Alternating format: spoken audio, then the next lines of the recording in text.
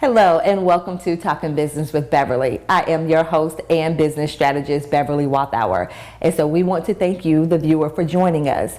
And so as entrepreneurs, we can definitely create the time and financial freedom in our business. And so we do this by not only addressing your business needs, but also your physical, mental, emotional, spiritual, and financial needs as well. And now join me in welcoming Victoria Baylor to the show. Thank you so much, Beverly. It's a pleasure to be here. You're welcome. And so Victoria is a personal brand strategist. She's also an intuitive mindset coach. And so Victoria, before we actually dive into the heart of this conversation, she's just going to speak with us about her entrepreneurial journey. Yes. I love to play this game with my guests where I ask them 3 random questions. So Victoria, are you game to play the game? I am game. Yes. Okay. Victoria, what is your favorite food?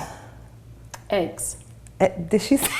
Don't ask. Don't yes. Okay, we're going to leave the eggs alone. Yes, do not ask. And Victoria, what is your favorite color? Purple. Purple. And what is one thing you like to do to relax? Oh, read with a bubble bath and read. I love it. I love it. I love it. And so once again, Victoria is just going to speak with us just about the journey that she's on as an entrepreneur. And so Victoria, just tell our viewers just a little bit about yourself. Well, I am Victoria Baylor, and I have a background in research science. I think most people don't realize that. I love to analyze things, have fun, go out, hang out with friends. I'm a mama, and I'm a wife to one, and a mama to one. Not that I need to be clarified, the wife part is illegal otherwise. But that's just a little bit about me. Awesome. And so Victoria, tell us just a little bit about what you do as a personal brand strategist and an intuitive mindset coach. Sure, absolutely.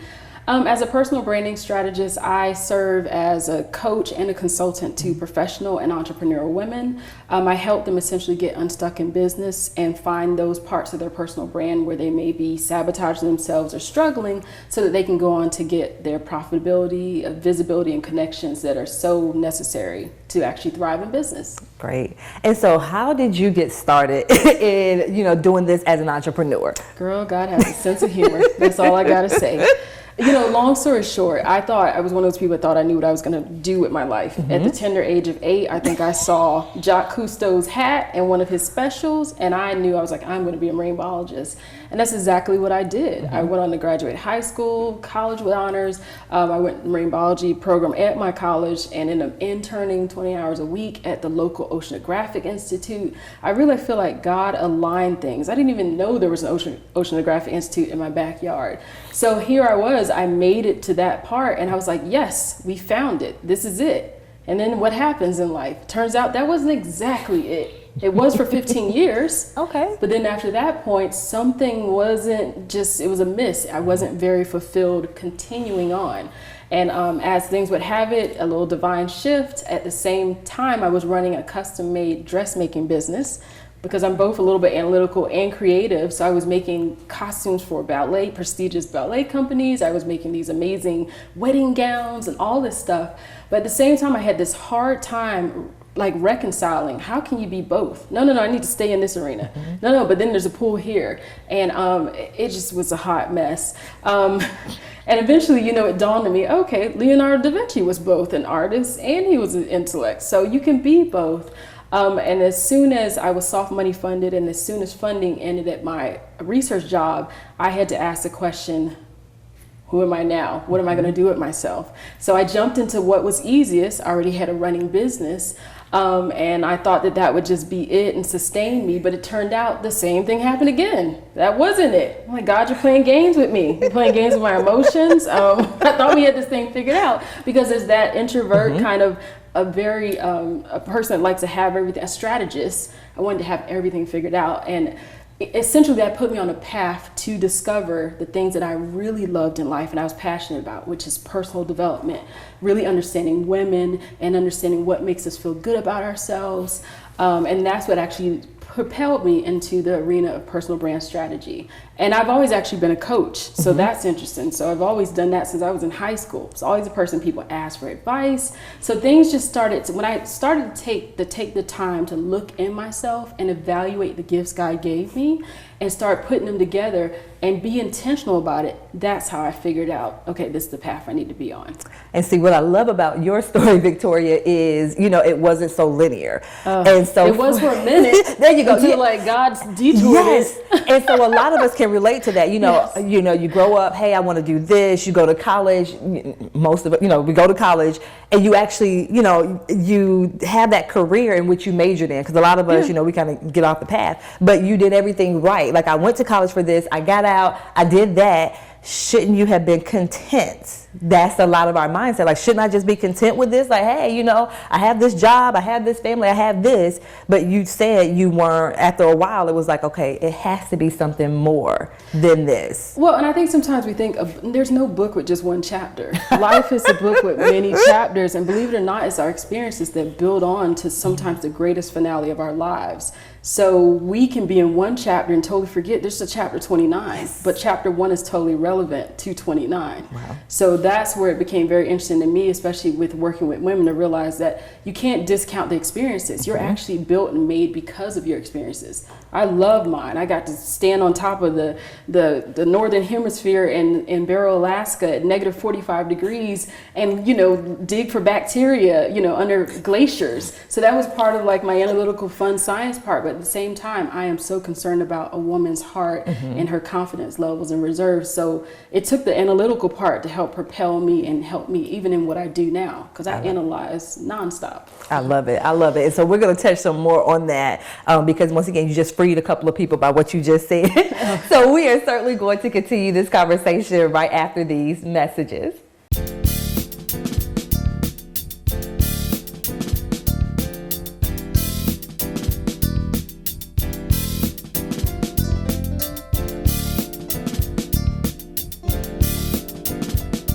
Hello and welcome back to Talking Business with Beverly. And so before the break, we were having a conversation with Victoria. And so she just kind of, and I think for a lot of us, we grew up with parents where they had one job and they worked that job for 45 years, and then they retired. And so when you just said, hey, I worked there for 15 and there was this discontentment. And so was it hard for you to make that transition to say, hey, I'm going to go from this. I know you said the funding that you had kind of, it ended. Most of us said, okay, let me go to another job. But you said, no, let me go ahead and just jump headfirst into this business. Was that hard for you to make that decision? And what about the support from your family? How was that? I should have made that decision about 3 years prior, but I lacked the confidence and I was just scared to make the jump. I mean, I feel like God did me a favor, to be quite honest. He was like, poor child, let me just kick her out the nest. So no, by that time I was, and again, I loved the experience. It just no longer fulfilled me. So by that time I was ready to launch into something, and I had full support of my family, and my husband has always been the biggest cheerleader. So I was just went and continued on what I was doing with the dressmaking. But then that's when I hit the brick wall, because I felt like, I'm not defining myself in this career anymore. The previous one, who am I? So it would actually make me belittle the current, my dressmaking, and look at that as poorer than what I was previously doing. And I find as women, we do that. We will rank our experiences. And that's why it always pains me when I hear a woman say, I'm just a mother. I'm like, first of all, you're going to get beachfront property for being a mom, okay? You have like 250 careers. But we look at certain things, or I'm a daycare provider, or I'm just this. There is no just that. When you show up brilliantly in what you're doing, you're actually being the best part of you. And I didn't know that at the time, because I spent all my years not really owning my achievements. I graduated top of my class in college. I was like, not a big deal. I did all these things, even in research, and got accolades, but I never took time to own and honor them and say, way to go, Victoria. It was always on to the next one, running. And you could see why I kind of burnt out after some time, and I had no idea who I was as a person, because I took no time to really delve in. And I think a lot of women can relate to that. Like you said, we just keep going and going and going, because we're so used to doing. Like, it has to be done, so we get it done, and we don't stop and pause. Pretty much. And just pat ourselves like, you know what, you're pretty doggone good. That's right. That was awesome. That was awesome. And so, so Victoria has now transitioned from the career. So now she has the dressmaking business. Now, shouldn't she be happy and content with that, because she has her own business? But I didn't say that Victoria was a dressmaker. I said she is that. So how did you then transition from having the business with making the clothing to because I know there was another step in between, and then you kind of Yes. expanded from that. So, how did you make those transitions? Girl, I've learned in life, if you just keep moving, you'll be safe. It's almost like the Goldilocks syndrome. You got to taste the porridge, you got to sleep in the bed to find the one that's right for you. And actually, being in dressmaking, and as tough as a task that is to dress and make clothing for real bodies, we're not talking about model type bodies, real bodies, and I did it exceptionally well. But then that's when I came to terms with my perfectionistic tendencies, which was about being the death of me. So I was like, we need to haul out of this. And everything was perfect that I made, but it still just grated on me. And I said, okay, I don't want to spend time doing this. I know the power of clothing for women. I can take the same woman that walked in the room, that looked down, that complained about her thighs, that complained about her waistline, and I can put her in something custom and change her whole demeanor. Stands up straight. She looks in the mirror at herself. And I knew there was a power associated with that. And I was like, there's something to this about shifting our mindset. So I also got into, I was like, well, maybe it's not all clothes center. Style coach. Okay, we try that. And that's where I came up with Distinctly You. And that's how That's how we met each other, because I was one of those women. Okay, my thighs are too big, my arms wiggle. When I walk, like, what do I do to put some clothes on to cover this stuff? And with that, what's interesting, I think this was my science background. For me, it's a formula to what makes a woman look good. In my mind, it was easy. Know her body shape, know her personality, know what colors look good on her, put it together in a formula, and you can't go wrong. And I love doing that, but still that wasn't just it, because there was this part. It was the mental part that was the hurdle. And at that time, I realized I was highly intuitive. I could always see things that most people missed. And that's when I started delving into the coaching and the mindset coaching. And it's always interesting because when people don't always say things, but we say things, communicate nonstop. So being able to pinpoint when someone's saying something to me, when they're actually not, is very phenomenal.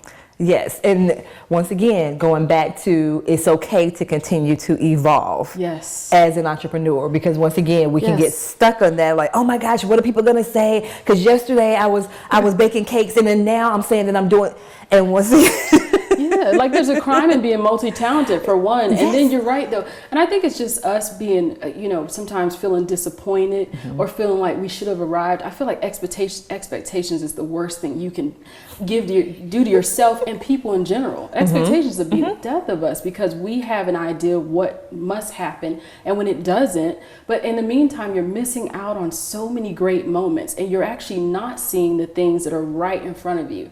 I think one of my favorite quotes is, we miss genius because we fail to see it right there. It's like always around us, but we miss it. Think about it. When's the last time you stopped to look at an ant? We're just like, they're ants. Who cares about them? Step on it. Yeah, it might bite me. Step on it. Yeah, step on the ant. Yeah, but they can lift like 8,000 times their weight. There's so much interesting things that are out there.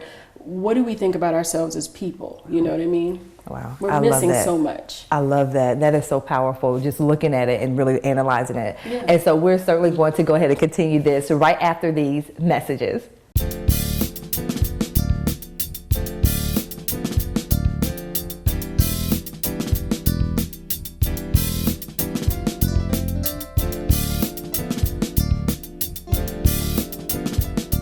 Hello and welcome back to Talking Business with Beverly. So before the break, we were just speaking with Victoria, and so she was just kind of walking us through her entrepreneurial journey, which was not a straight course. Hers kind of went like this. And so that's why I wanted to speak with you, because I knew that it wasn't a straight path for you to get to where you are now, and probably is going to shift again, and she's okay with that. I'm all right. And so Now. yes. So kind of tell us, what were some of the mindset shifts you had to make to get to this space where you are okay with knowing that, how as you continue to grow and advance, so will your business. So what were some of those mindset shifts you had to make to get to this space? Oh my gosh, just to let go of control. We don't have to have everything planned out. And when you're a natural planner, guilty as charged, it's okay to plan your vacations, that's fine, but look for those little serendipitous moments. Try something new. I actually stumbled on sewing by circumstance. My husband's grandmother-in-law, or my grandmother-in-law, she passed away, and I actually acquired her sewing machine, and she was a wonderful Christian woman. And just as a tribute to her, I decided to pick up sewing, became obsessed, and had no idea where it would take me. So sometimes it's just actually even being curious enough to ask the question, let's give this a try. Let's see what's to it. And then also, I think, is evaluating the disappointments and evaluating the failures. We work hard to sidestep failure in a heartbeat. But the truth is, I love John Maxwell's book, Failing Forward. You actually learn more through failing than in success. So look for the things you actually bomb at. I think the woman that started the empire for Spanx, she said her father around the dinner table would ask him every day, not what you did good at, what did you fail at?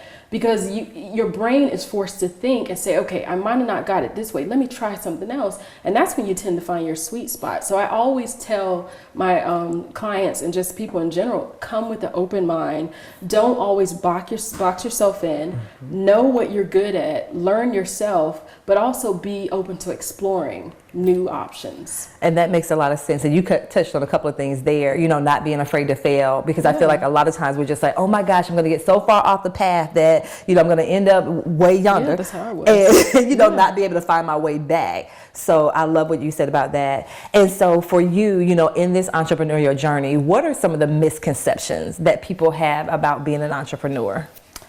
Oh, I love this part, that it's going to somehow be cookie cutter and perfect, like just the arrival from start to here. And I kind of joke with God about that. I was like, look, if you had just told me yesterday I was going to be a personal branding strategist, intuitive mindset coach, this would have been real easy on both of us. But I think that what we discount is that there's the journey. So, oftentimes people don't think about there's an importance to actually taking the steps. And people think that there aren't a lot of steps. The Great Wall of China, if you're going to get to the top, there's a lot of steps. Oftentimes it's the same way in our entrepreneurial career. And it's all about really being okay with, I don't have to be perfect in this. I'm just going to figure this out. When you're trying to hold several different roles at one time, wife, mom, caretaker, auntie, uncle, all this, pressure sometimes can seem insurmountable. And there's no way in the world I can be Betty Crocker sometimes at the same time and be like Martha Stewart. Like I can't run an empire and have other things perfect. So you learn that there's an ebb and flow.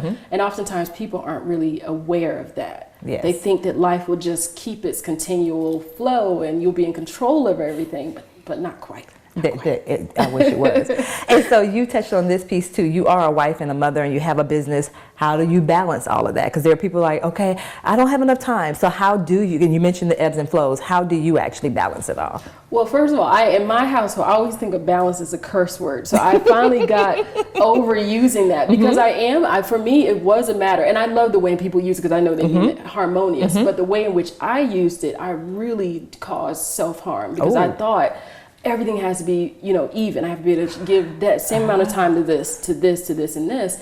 And you realize there's no way possible. So there are times where you might have to, I have two businesses, so I have to spend more time doing the business and less time doing this. But you learn to kind of come around and make up for the difference. And when you're supported by the right people, they completely understand it. I like to think of entrepreneurship as the perpetual newborn baby until it really takes off. If you've been with a newborn baby, like some days I joke with my daughter, I was like, there was either the shower or eating. Like I couldn't get both. So I had to decide eat in the shower, eat in the shower, So it's the same way. And I feel like if you come into this thing with realistic expectations, you really can kind of start to laugh through it all instead of holding on with terror and being disappointed and being bombarded with feelings of perfectionism that isn't really being met. I love that. And so, for you, the journey that you made once again to get here, and we know that it's going to be that continuous journey. And like I said, I know there are people that are watching that are multi-passionate. So I certainly want to thank you for actually coming on and sharing that journey and relieving some of that pressure for some of the people that are watching. And so, for those that do want to find out more information about you, what's your email, what's your social media handles? Sure. You can find me at www.victoriabaylor.com. All my social media handles are under that name. I also say if you are feeling like you're a little bit confused, I also offer a complimentary consult. So you can find that at my website, or you can just email me personally at victoria@victoriabaylor.com to inquire. And once again, I love that consistency with everything that she just said. Just Victoria Baylor all over the place. So I can't juggle everything else. I can barely remember passwords and credit cards. There Come you on. go. Come Exactly. on. Exactly. And so, Victoria, I do want to thank you so much for joining us. Thank you for having me. It's been a pleasure. You're welcome. And I do want to thank you, the viewers, as well, for joining in. And so remember, as entrepreneurs, we can certainly create the time and financial freedom that we desire. And in order for us to do that, we have to ensure that not only do we take care of our business needs, but also our physical, mental, emotional, spiritual, and financial needs as well. Until next time. Absolutely.